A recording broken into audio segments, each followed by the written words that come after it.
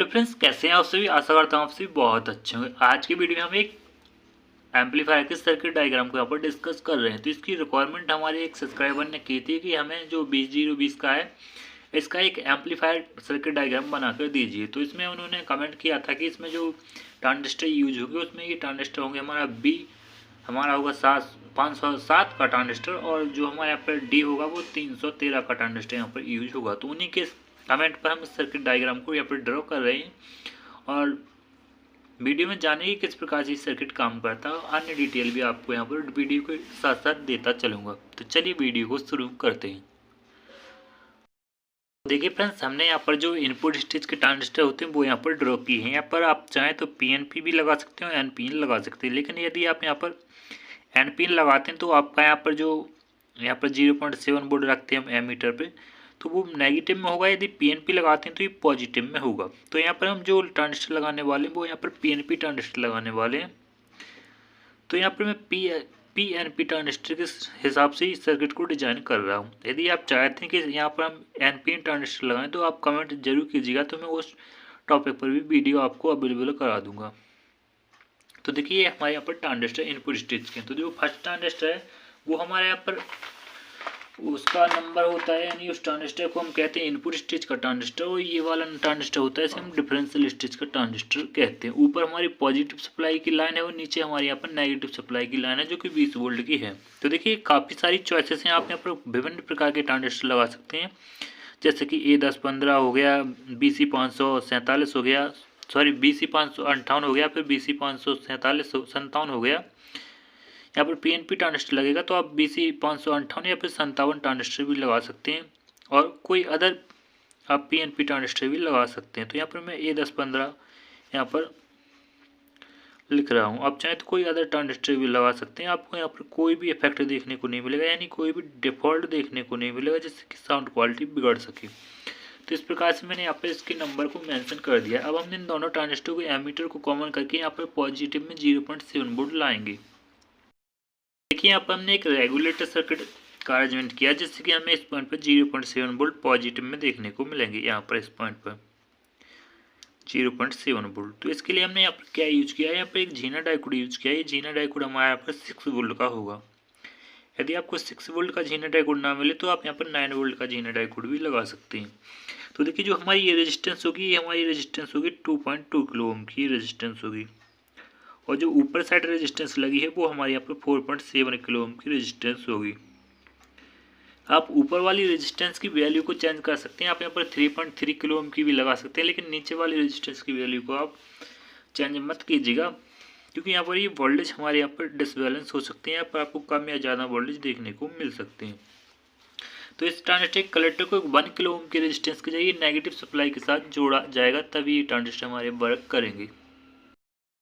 देखिए साथियों, तो यहाँ पर ही आप ये देख पाए ये रेजिस्टेंस हमारी 1 किलो ओम की है। तो जिस प्रकार से हमने यहाँ पर इनपुट स्टेज के कलेक्टर पे, यानी इनपुट स्टेज का जो ट्रांजिस्टर है उसके कलेक्टर पे 1 किलो ओम की रेजिस्टेंस लगाई है। आप चाहें तो यहाँ पर डिफरेंशियल स्टेज के ट्रांजिस्टर पे भी 1 किलो ओम की रेजिस्टेंस लगा सकते हैं। तो देखिए यदि आपको सर्किट में किसी वैल्यू यानी किसी कंपोनेंट की वैल्यू समझ में ना आए तो आप इसकी PDF फाइल डाउनलोड कर सकते हो। उसमें आपको इसके क्लियर वैल्यू यानी सभी कंपोनेंटों की वैल्यू क्लियर देखने को मिल जाएगी।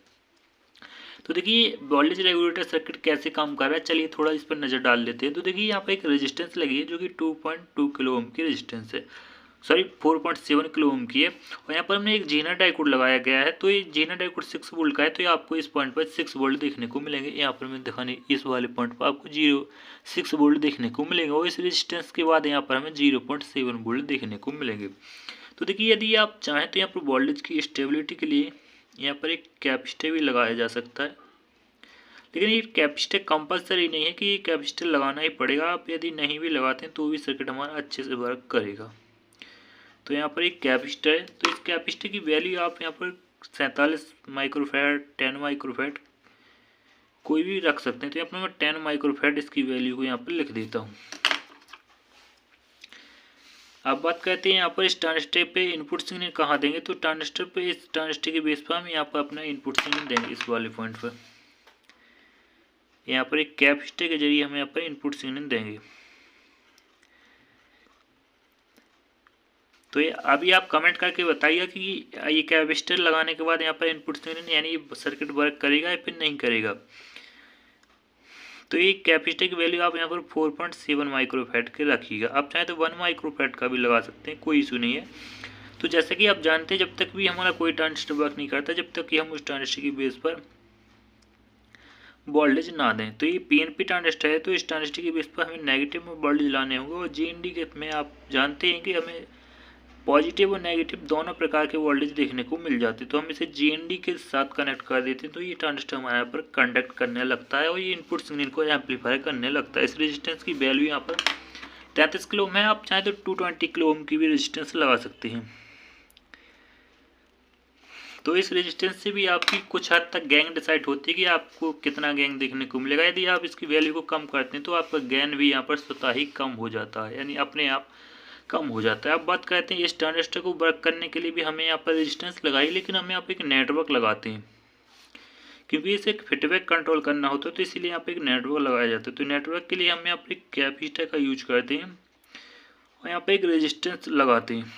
तो इस रेजिस्टेंस की वैल्यू यहाँ पर 470 भी हो सकती है, 220 भी हो सकती है। तो आप चाहते हैं पर 470 भी लगा सकते हैं, या फिर 220 ओम की रेजिस्टेंस भी लगा सकते हैं।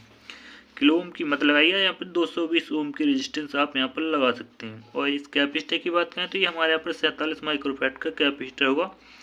और वोल्टेज की बात करें तो ये हमारा मेन पावर वोल्टेज यहाँ पर 20 वोल्ट है, तो आप 25 वोल्ट का यहाँ पर वोल्टेज का कैपेसिटर यहाँ पर लगा सकते हैं। तो देखिए अब जो भी हम यहाँ पर इनपुट सिग्नल देंगे उसका आउटपुट हमें इस ट्रांजिस्टर के कलेक्टर से इस वाले पॉइंट के साथ देखने को मिलेगा। तो हमें इस जो भी हमें यहाँ पर आउटपुट देखने को मिलेगा उसे और बूस्ट करने के लिए हमें यहाँ पर कुछ और ट्रांजिस्टरों को ऐड करना होगा। तो हम यहाँ पर एक ट्रांजिस्टर को ऐड करते हैं। देखिए साथियों, जैसा कि आप जानते हैं कि अभी हमने जो 2 ट्रांजिस्टर ड्रॉ किए थे इनपुट के वो पीएनपी ट्रांजिस्टर थे, लेकिन अब हमें यहाँ पर एक एनपीएन ट्रांजिस्टर लगाना होगा। तो इस ट्रांजिस्टर की चॉइसेस भी आपके सामने काफ़ी सारी है। आप यहाँ पर TIP41 भी लगा सकते हैं और आप यहाँ पर C2073 भी लगा सकते हैं, लेकिन यहाँ पर मैं BD139 लगाने वाला हूँ क्योंकि जनरली कॉमन ट्रांजिस्टर आसानी से मिल भी जाता है और यहाँ पर इतना ज़्यादा हमारे यहाँ पर वोल्टेज भी नहीं है कि कोई हम यहाँ पर हैवी ट्रांजिस्टर लगाएं।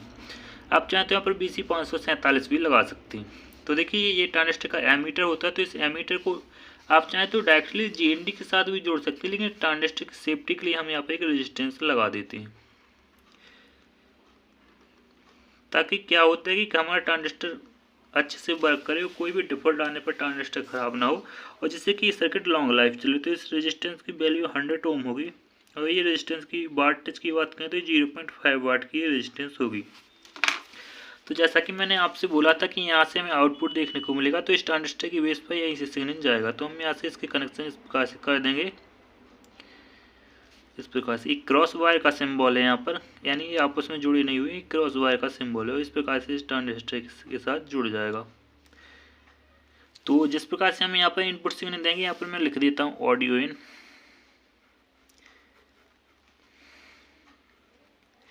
यहाँ पर हमें अपना ऑडियो इन देना होता है इस पॉइंट पर और एक GND के साथ हमारे यहाँ पर पॉइंट होगा।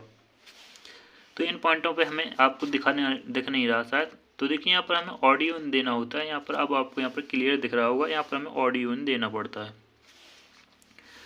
तो इस प्रकार से हम यहाँ पर देंगे, ये ट्रांजिस्टर एम्पलीफाई करेगा सिग्नल को, फिर यहाँ पर आएगा ये ट्रांजिस्टर और एम्पलीफाई करेगा और प्लस में ये हमें यहाँ पर 22 वोल्टेज को क्रिएट करने में भी मदद करता है। ये ट्रांजिस्टर हमारे सिग्नल को एम्पलीफाई करेगा। तो क्या करना होगा कि अब हमें यहाँ पर जो हमारे यहाँ पर ड्राइवर ट्रांजिस्टर होंगे उन्हें ड्राइव करने के लिए हमें यहाँ पर एक बाइसिंग नेटवर्क को बनाना होगा। सॉरी, मैं डायरेक्ट सर्किट को बैलेंस कर लेता हूँ, ये थोड़ा डिसबैलेंस हो चुका था क्योंकि यहाँ पर लाइट चली गई थी। तो हमें यहाँ पर एक बाइसिंग नेटवर्क को क्रिएट करना होगा। तो हम यहाँ पर फटाफट से बाइसिंग नेटवर्क को यहाँ पर क्रिएट कर लेते हैं।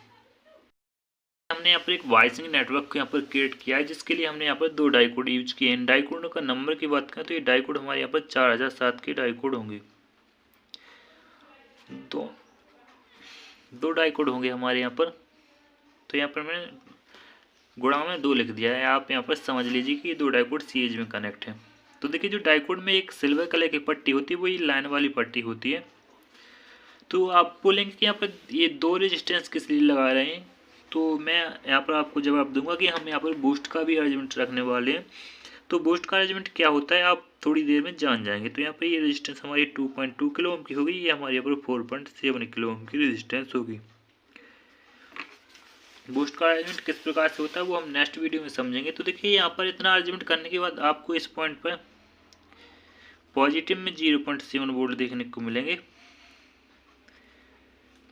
और इस पॉइंट पर आपको 0.7 वोल्ट नेगेटिव में देखने को मिलेंगे, जो कि हमारे यहाँ पर जो लगेगा ट्रांजिस्टर वो NPN transistor sorry PNP transistor हुआ, यहाँ पर हमारा एनपीएन ट्रांजिस्टर हुआ। तो चलिए हम फटाफट से यहाँ पर ड्राइवर ट्रांजिस्टर को ड्रॉ कर लेते हैं।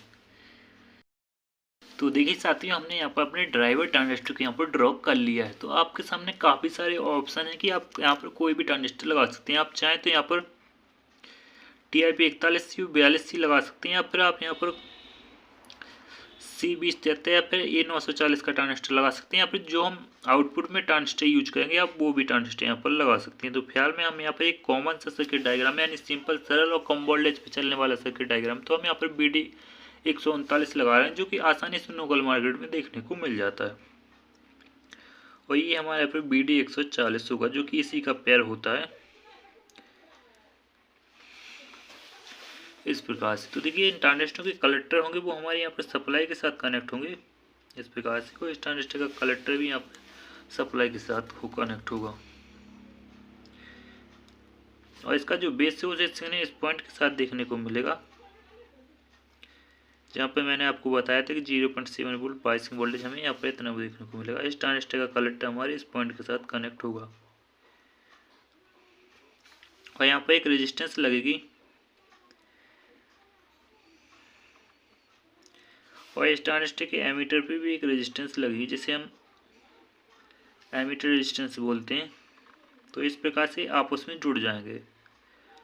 अब हमारे यहाँ पर फीडबैक का अरेंजमेंट होगा, तो फीडबैक के लिए हमें यहाँ पे एक फीडबैक रेजिस्टेंस भी लगानी होगी। तो फीडबैक रेजिस्टेंस की वैल्यू यहाँ पर 15 किलो ओम होगी। तो यहाँ पर ये क्रॉस पोल वायर का सिंबल है और यहाँ पर ये डायरेक्टली कनेक्ट होगा, यहाँ पर ये वायर डायरेक्टली कनेक्ट होगा। तो हम यहाँ पर फीडबैक की रेजिस्टेंस की वैल्यू लिख देते हैं। ये 15 किलो ओम की हमारी फीडबैक की रेजिस्टेंस है। वैल्यू समझ में नहीं आ रही तो PDF फाइल आप डाउनलोड कर सकते हैं।